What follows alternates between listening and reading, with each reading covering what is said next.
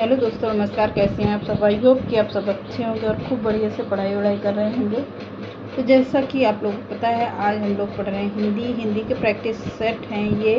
तो टॉप 50 प्रश्न मैंने लिया हुआ है आज के प्रैक्टिस सेट में। तो आप लोग इसको अच्छे से पढ़िएगा और अच्छे से इसको ध्यान से देखिएगा। प्रश्नों की श्रृंखला बहुत ही अच्छी है।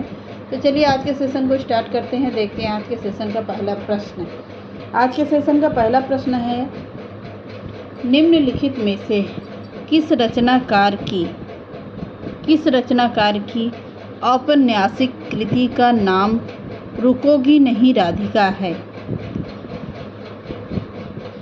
किस रचना की औपन्यासिक कृति का नाम है रुकोगी नहीं राधिका?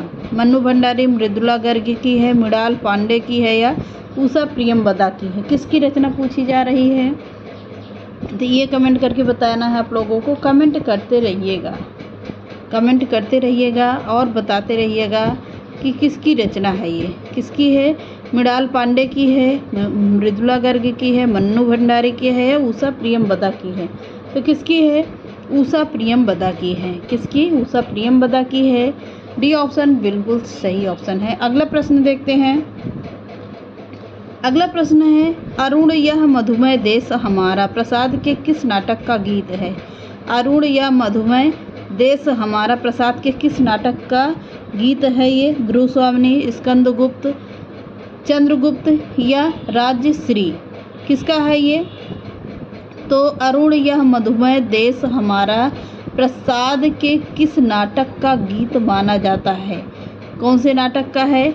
यह नाटक का है ध्रुव स्वामिनी का है या स्कंदगुप्त का है या चंद्रगुप्त का है या राज्यश्री का है? तो किसका पूछ रहा है? ये प्रश्न पूछ रहा है। तो किसका होगा? चंद्रगुप्त का है। किसका है? चंद्रगुप्त का है। चंद्रगुप्त रचना किसकी है? तो जयशंकर प्रसाद की रचना है। क्या? जयशंकर प्रसाद की रचना है चंद्रगुप्त। अगला प्रश्न है, महेंद्र नाथ और सावित्री मोहन राकेश के किस नाटक के पात्र हैं? महेंद्र नाथ और सावित्री मोहन राकेश के किस नाटक के पात्र हैं? तो किसका है? यह प्रश्न पूछ रहा है। आषाढ़ का एक दिन, आधे अधूरे, लहरों के राजहंस या इनमें से कोई नहीं? पूछ रहा है महेंद्र नाथ और सावित्री मोहन राकेश के किस नाटक का है?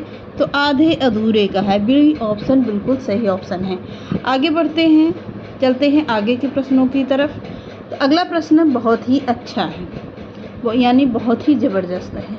कबीरा खड़ा बाजार में किसकी नाट्य कृति है?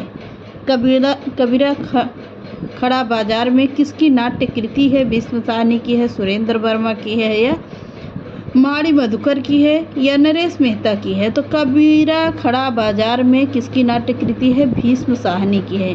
बी ऑप्शन बिल्कुल सही ऑप्शन है, राइट ऑप्शन। अगला देखते हैं, रीत संप्रदाय का प्रवर्तक कौन है? तो रीत संप्रदाय के प्रवर्तक कौन माने जाते हैं? कुंतक का है, दंडी का है, वामन का है या आर्यवर्धन का है?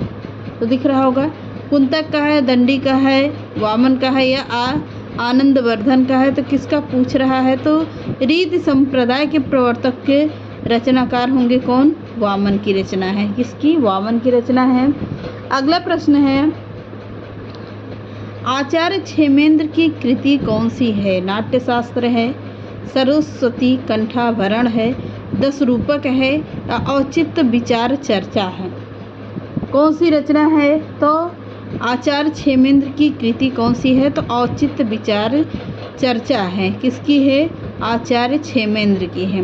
अगला है, सरिस्तु रूप के सरित शब्द के किस रूप से लिया गया है? यह प्रश्न है, यह किस वचन से लिया गया? यह प्रश्न होना चाहिए। तो सप्तमी एकवचन, द्वितीय बहुवचन, पंचमी बहुवचन या षष्ठी बहुवचन? किससे लिया गया है? तो सरिस्तु रूप के सरित शब्द से लिया गया है, सप्तमी एकवचन से। अगला प्रश्न है, भवंतु रूप है भू धातु के किस लकार से पूछ रहा है? लट लकार प्रथम पुरुष बहुवचन का है, लोट लकार प्रथम पुरुष बहुवचन का है लंग लकार उत्तम पुरुष बहुवचन का है या लिट लकार मध्यम पुरुष एक वचन का है। तो यह प्रश्न पूछ रहा है तो किसका है, भवंत रूप है लोट लकार प्रथम पुरुष बहुवचन का। बी ऑप्शन बिल्कुल सही ऑप्शन है। पूरा नहीं दिख रहा होगा, अब दिखा होगा। आगे के प्रश्नों की अगला देखते हैं। फल शब्द, फल शब्द फल ही शब्द रूप है, फल शब्द के किस रूप से है। द्वितीय, तृतीय एक वचन है, सप्तमी एक वचन, तृतीय बहुवचन है, सप्तमी एक वचन है, षष्ठी द्विवचन है, चतुर्थी द्विवचन है। तो किसका पूछ रहा है, तो फल ही, फल का रूप याद करेंगे तो फल के रूप में फल ही किसका आता है, तृतीय बहुवचन का आता है। पहला ऑप्शन बिल्कुल सही है। अगला है एसाम रूप है एदम नपुंसक लिंग के, एसाम रूप है एदम नपुंसक लिंग के, तृतीय बहुवचन का है, षष्ठी बहुवचन का है या तृतीय एक वचन का है, चतुर्थी बहुवचन का। तो किसका है, षष्ठी एक बहुवचन का है। बी ऑप्शन बिल्कुल सही है। अगला प्रश्न देखते हैं। हरित्रातः में कौन सा समास है, ये प्रश्न पूछ रहा है। हरित्रातः में कौन सा समास है, ये प्रश्न है। तो कौन सा समास पूछ रहा है, तो द्वितीय तत्पुरुष, चतुर्थ तत्पुरुष, तृतीय तत्पुरुष या पंचमी तत्पुरुष। तो कौन सा है, तृतीय तत्पुरुष है। डी सी ऑप्शन बिल्कुल सही है। अगला प्रश्न है। करणीय में कौन सा प्रत्यय है, तव्यत है, अनियर है या मतुम प्रत्यय है या कत्वा प्रत्यय है। करणीय या आ रहा है तो कौन सा, अनियर, या राय अनियर प्रत्यय या आय अनियर प्रत्यय। तो करणीय में कौन सा प्रत्यय, अनियर प्रत्यय। अगला है। देवो अपि में कौन सी संधि है, देवो अपि में कौन सी संधि है। तो देव प्लस अपि होगा, क्या होगा, देव प्लस अपि। तो देवो अपि में कौन सा संधि है, पहले तो देख लीजिए। अगर ओ की मात्रा लगी है तो बीच में अगर ओ की मात्रा किसी भी शब्द में लगे तो कौन सी संधि होगी, पूर्व रूप संधि। कौन सी संधि, पूर्व रूप संधि। उसको तोड़िए, तोड़ कर देखिए कि इसमें कौन सी संधि बन रही है। देव प्लस अपि बन रहा है तो देवो अपि में ओ की मात्रा अगर बीच में किसी भी शब्द में लगती है तो उसको क्या कहेंगे, पूर्व रूप संधि कहेंगे। यानी पहला ऑप्शन बिल्कुल सही है। अगला है।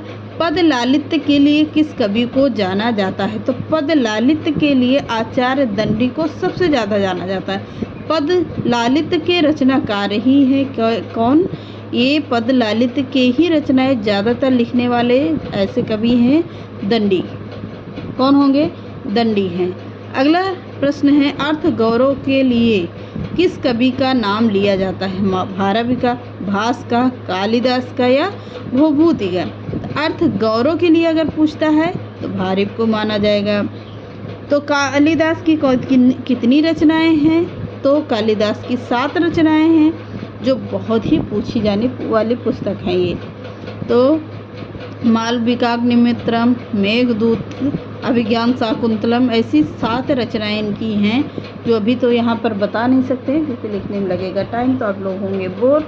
तो मैं इसमें लिख दूँगी आपको 7 बुक्स के नाम, जो 7 हैं किसकी, कालिदास की हैं। अगला है। एको रसा करुण एवं, एको रसा है करुण एवं किसका कथन है, कालिदास का है, भारवी की है, भवभूति का है, श्रीहर्ष का है। तो किसका है, किसका माना जाता है, तो भवभूत की रचना है। सी ऑप्शन बिल्कुल सही है। एको रसा करुण एवं। अगला है। कौन सी रचना बृहत्त्रयी में नहीं आती है, बृहत्त्रयी में, लघुत्रयी में 3 रचनाएं आएंगी, बृहत्त्रयी में भी कौन सी नहीं आती है।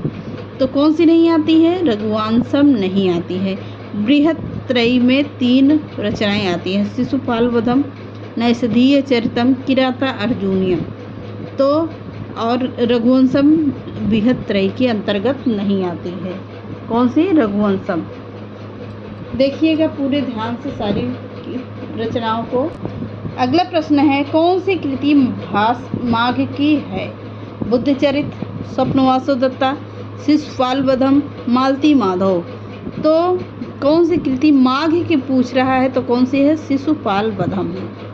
कौन सी? सी ऑप्शन बिल्कुल सही है। अगला प्रश्न है, निम्नलिखित में से भारतीय ज्ञानपीठ पुरस्कार किस कवि की कृति पर नहीं मिला है? नरेश मेहता, महादेवी वर्मा, जयशंकर प्रसाद या सुमित्रा नंदन पंत को? सुमित्रा नंदन पंत को मिला है चिदंबरा के लिए। किसके लिए? चिदंबरा के लिए मिला है, चिदंबरा। महादेवी वर्मा को यामा के लिए मिला है। नरेश मेहता को देख लीजिएगा, अभी इस वक्त ध्यान नहीं आ रहा, पर जयशंकर प्रसाद को नहीं मिला है, कभी नहीं मिला उनको ज्ञानपीठ पुरस्कार। अगला है, अली कली ही सौ बिंध्यो आगे कौन हवाल? अली कली ही सौ बिंध्यो आगे कौन हवाल? यह पंक्ति किस कवि की है?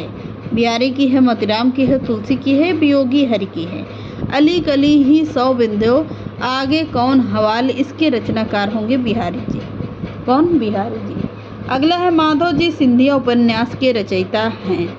माधव जी सिंधिया उपन्यास के रचयिता हैं प्रेमचंद निर्मल वर्मा है, भगवती चरण वर्मा है या वृंदावन लाल वर्मा होंगे? तो माधव जी सिंधिया किसका उपन्यास है? वृंदावन लाल वर्मा का। डी ऑप्शन बिल्कुल सही है।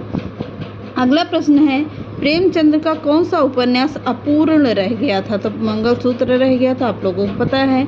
प्रेमाश्रम, निर्मला गबन, ये तीनों रचनाएं प्रेमचंद्र की हैं जो पूछी जाती हैं, और मंगलसूत्र ज़्यादा पूछा जाता है इसलिए क्योंकि इनका अधूरा उपन्यास माना जाता है। किसका? मुंशी प्रेमचंद्र का। अगला है, अरे या यावर रहेगा याद किस विधा की पुस्तक है? काव्य है, रिपोर्तार्ज है, यात्रा वृत्त है, यायावर से ही देख लीजिएगा। यायावर का अर्थ होता है घुमक्कड़, घुमक्कड़ होगा तो यात्रा वृत्त होगा। क्या? यात्रा वृत्त होगा। अरे यायावर रहेगा यात्रा वृत्त होगा, वियोसन बिल्कुल सही है। अगला है, निम्नलिखित में से भारत की कौन सी रचना है? तो निम्नलिखित में से भारत की रचना कौन सी है? रत्नावली है, सब अभिज्ञान शाकुंतलम है, उत्तर रामचरितम है या किराता अर्जुनियम है? तो रत्नावली किसकी है? हर्ष की है, सॉरी तुलसी की है। रत्नावली सॉरी बताएं, ये किसकी रचना है? आप लोग पहले देखिएगा, पहले ऑप्शन पर देखते हैं। सबसे पहले ऑप्शन पर आइए।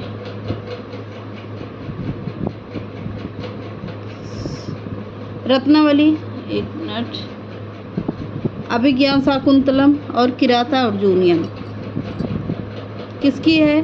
तो यह है किराता अर्जुनियम भारत की रचना है। उत्तर रामचरितम किसकी है? शायद भास की रचना है ये, या तो थोड़ा सा मिस्टेक हो रहा है। चलिए आगे देखते हैं, आगे के रचनाओं में रखा है पूरा प्रश्न ही। निम्नलिखित सूचियों को सुमेलित करते हुए सही कोड का चयन कीजिए। सरस्वती किसकी रचना है? सारिका किसकी रचना है? कादम्बिनी किसकी रचना है? हंस पत्रिका किसकी है? तो हंस पत्रिका है किसकी? यह देखिएगा आप लोग, तो मैच करना है सभी को। तो क्या होगा? सरस्वती है महावीर प्रसाद द्विवेदी की रचना है, और हंस पत्रिका किसकी है? ये है राजेंद्र अवस्थी की रचना है। 2 मिल गए, यहीं पर देखिएगा। और सारिका किसकी है? सारिका है किसकी? प्रेमचंद्र की है। तीनों मिल गए, देखते रहिएगा। कादम्बिनी किसकी मानी जाएगी? अब एक ही बचते हैं, तो कमलेश्वर की। मैच करिएगा, प्रश्न कहाँ मिल रहा है, कहाँ मिल रहा है, मैच करते रहिएगा। तो ए ऑप्शन बिल्कुल सही है। अंधा युग किसकी रचना है? तो अंधा युग के रचनाकार कौन होंगे? धर्मवीर भारती की रचना है अंधा युग।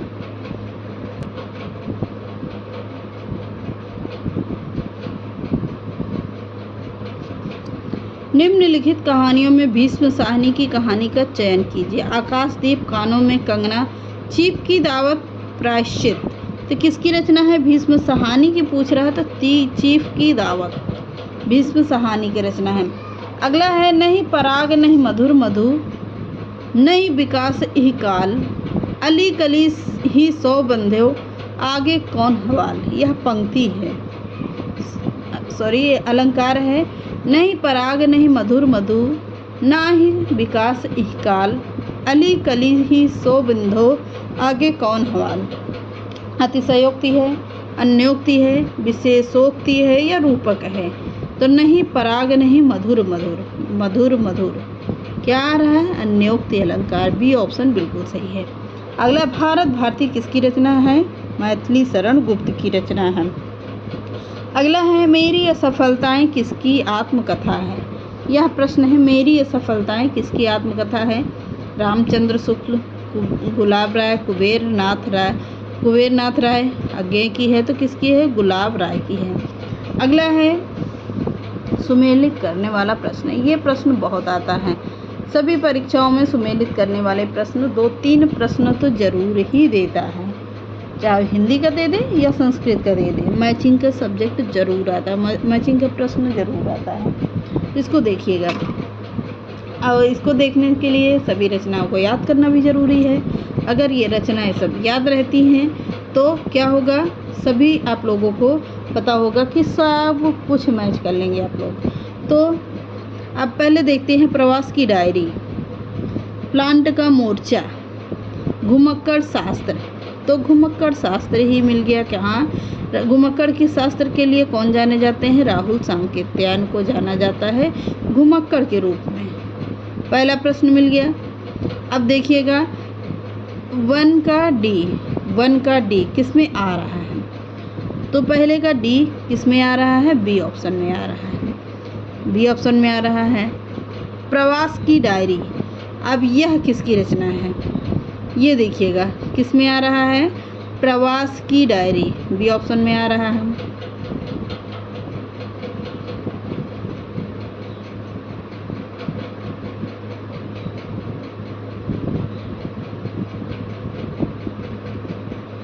कौन सा आ रहा है? मिलाते रहिएगा आप लोग। इसको पहले स्क्रीनशॉट लीजिए और मिलाइए आप लोग इसको पहले। तो पहला क्या होगा? पहले से क्या मिल रहा है? प्लाट का मोर्चा, सिंहावलोकन यशपाल का है। किसका? यशपाल का है। प्रवास की डायरी किसकी रचना है? प्रवास की डायरी। बी का क्या होगा? बी की क्या होगा? बी में होगा प्रवास की डायरी, किसका है?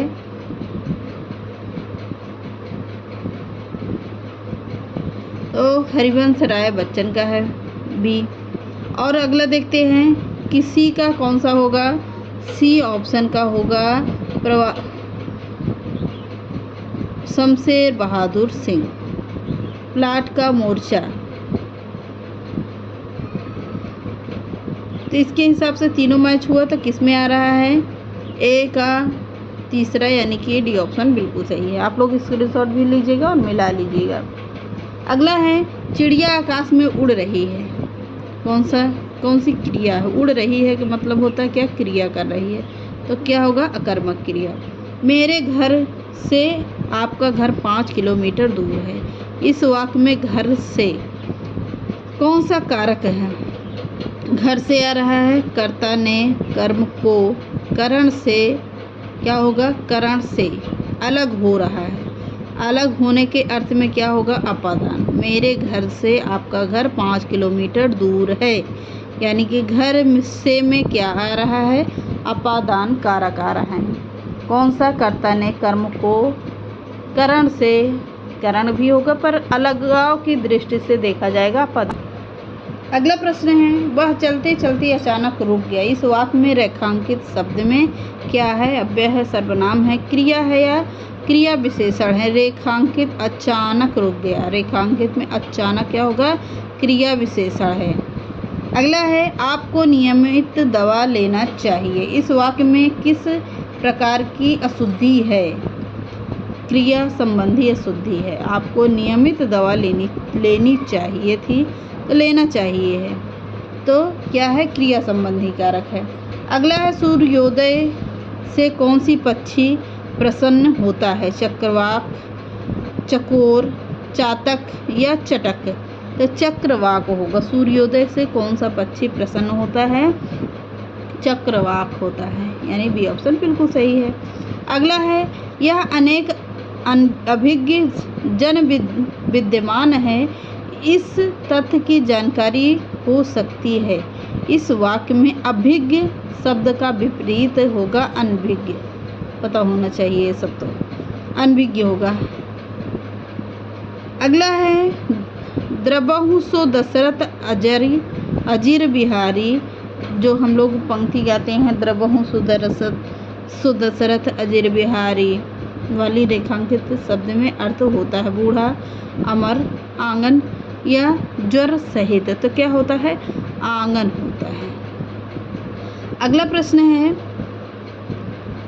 मैं आपके उज्जवल भविष्य की कामना करता हूँ। इस वाक्य में रेखांकित में क्या है? उज्जवल ही गलत दिया गया। सबसे पहली बात तो कौन सा शब्द सही होगा?